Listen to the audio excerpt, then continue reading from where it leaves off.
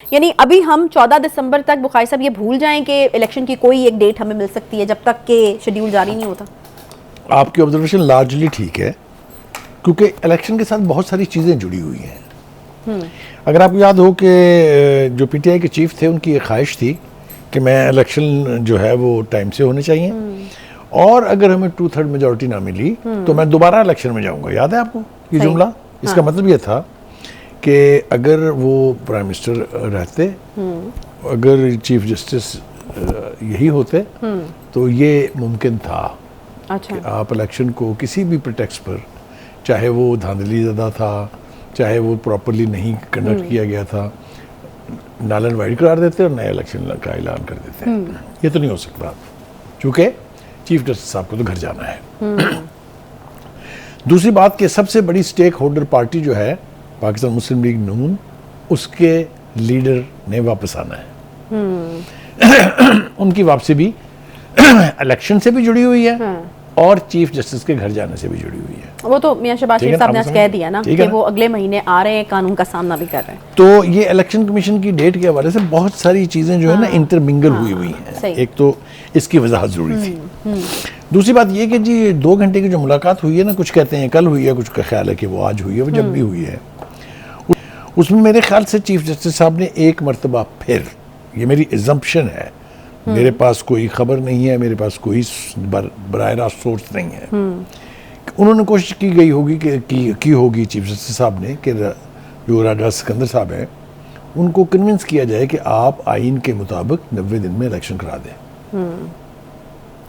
उसके मुकाबले में जब उन्होंने ये कहा होगा तो यकीनी तौर पर election commission chairman election commission जो है उन्होंने भी, या चीफ इलेक्शन कमिश्नर जो है, उन्होंने अपनी मजबूरियां जाहिर की होंगी, बताया होगा कि कानूनी क्या मुशगाफियाँ हैं, क्या वजूहात हैं जिस पर ऐसा नहीं हो सकता।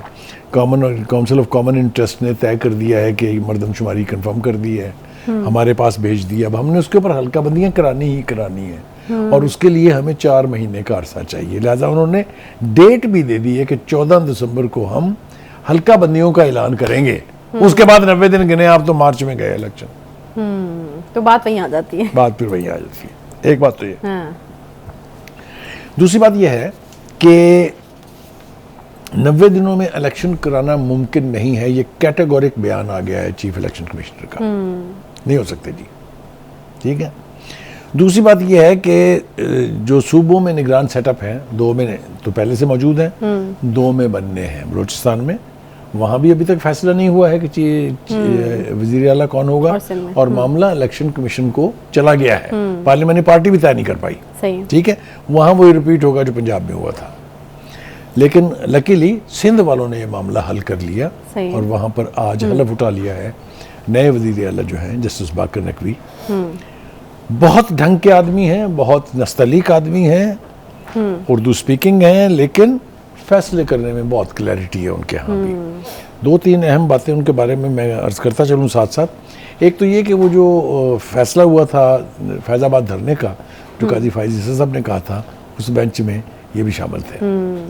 दूसरा ये कि चीफ जस्टिस बंदयाल साहब ने जब जूनियर जजेस को सुप्रीम कोर्ट में तैनात किया था तो उसके खिलाफ जिन 6 जजेस ने रिवोल्ट करके एक रेफरेंस भेजा था जुडिशल काउंसिल को, उसमें भी ये सबसे ज़्यादा एक्टिव बंदे थे।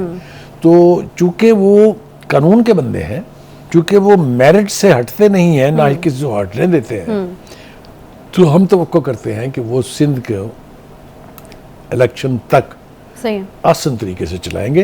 सिंध में कॉम्प्लिकेशंस बहुत हैं, आपको पता है। पीटीआई वहाँ जवाल पजीर हुई है, एमक्यूएम वहाँ रीएक्टिवेट हुई है, Jamaat Islami local body election जीत गई है, पीपल्स पार्टी वहाँ की सबसे बड़ी दावेदार है, ये सब कुछ आपके सामने है।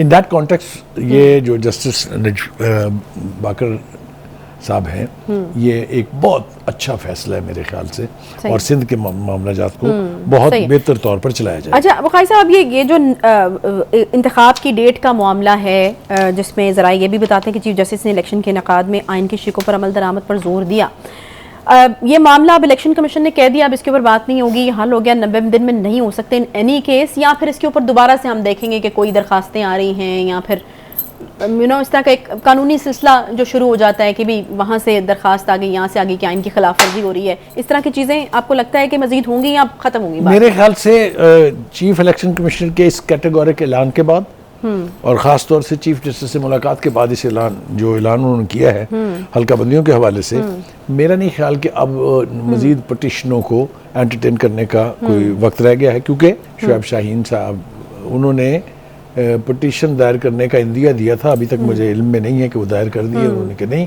कि जी इलेक्शन 90 दिन में कराना मजबूरी है, आईनी ज़रूरत है, इसलिए 90 दिन में कराए जाएँ।